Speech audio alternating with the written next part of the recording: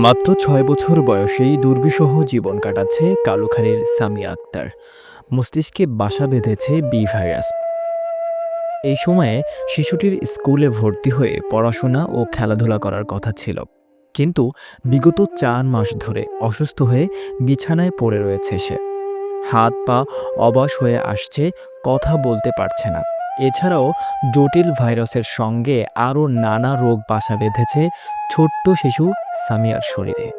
রাজবাড়ী জেলার কালুখালী উপজেলার মদাপুর ইউনিয়নের সাইফুল সর্দার ও শিল্পী আক্তার দম্পতির ২ ছেলে ও ১ মেয়ের মধ্যে সামিয়া মেঝ সন্তান। ৪ মাস আগে জ্বরে আক্রান্ত হয়ে স্থানীয় কালুখালী উপজেলা স্বাস্থ্য কমপ্লেক্স হাসপাতালে ভর্তি হয় শিশু সামিয়া। অবস্থার অবনতি হলে প্রথমে ফরিদপুর, পরে ঢাকা মেডিকেলে ভর্তি করা হয় তাকে। ধরা পড়ে বি ভাইরাস। চিকিৎসা করাতে অনেক টাকার প্রয়োজন।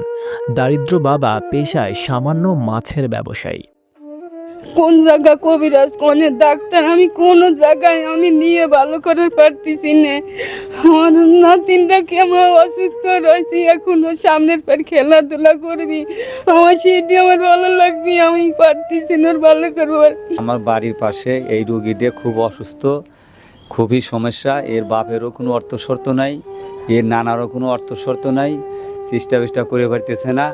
মনে করেন যে খুব অবস্থা, মনে করেন এর কাছে যাইতেছে, ঢাকা নেওয়া হয়েছে, ফরিদপুর নেওয়া হয়েছে, কত জায়গায় নিয়ে এখন মনে করেন যে কোনো জায়গায় আর নিবে পারছে না। এখন মনে করেন এর দিনপাতি চলতেছে না, এর মা বাপ সব কাঁদে বেড়াইতেছে। অসুস্থতা দিন দিন বৃদ্ধি পেলে কালুখালীর রতনদিয়া গ্রামে রেলের জায়গায় বসবাসকারী শিশুটির নানা আরশেদ শেখ নিজের বাড়িতে নিয়ে এসে নিজের সাধ্য অনুযায়ী করাচ্ছেন চিকিৎসা।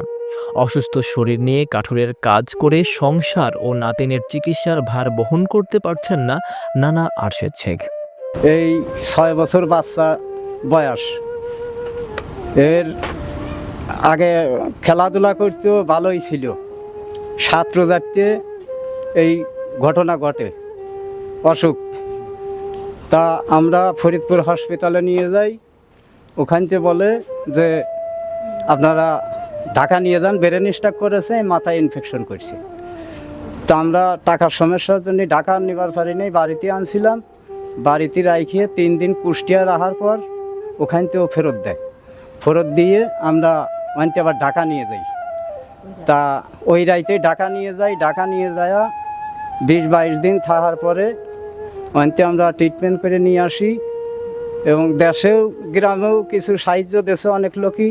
আমারও জায়গা জমি নাই, আমি ভূমিহীন, নেলের জায়গায় থাকি।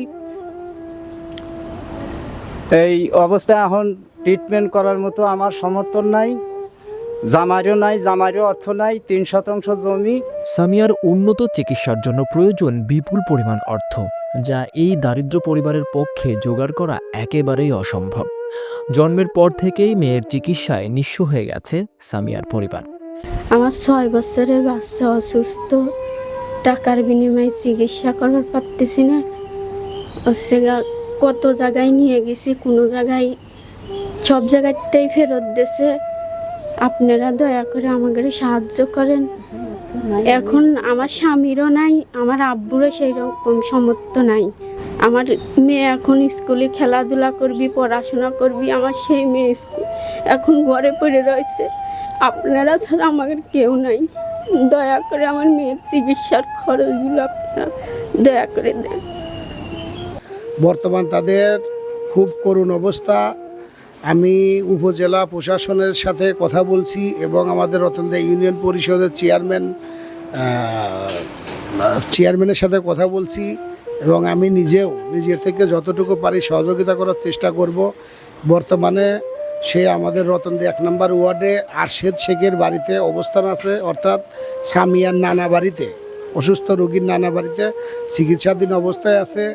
আমি বিনীতভাবে অনুরোধ করছি আমাদের কালুখালী উপজেলার কোনো মহোদয় ব্যক্তি এবং বিত্তবান ব্যক্তি যারা দয়া করেন এবং মানুষকে সহযোগিতা করেন, তাদেরকে বিশেষভাবে অনুরোধ করছি এই সামিয়ার পাশে এসে আপনারা সবাই এসে দাঁড়ান এবং তার চিকিৎসা যাতে আমরা ভালো মতো করে সুস্থ করে উঠাইতে পারি। সবাই এর জন্য আমরা দোয়া করি ইনশাল্লাহ। আমাদের সমাজসেবা অধিদপ্তর থেকে 6টা দুরারোগ্য রোগের জন্য এক একজনকে 50,000 টাকা করে প্রদান করা হয়।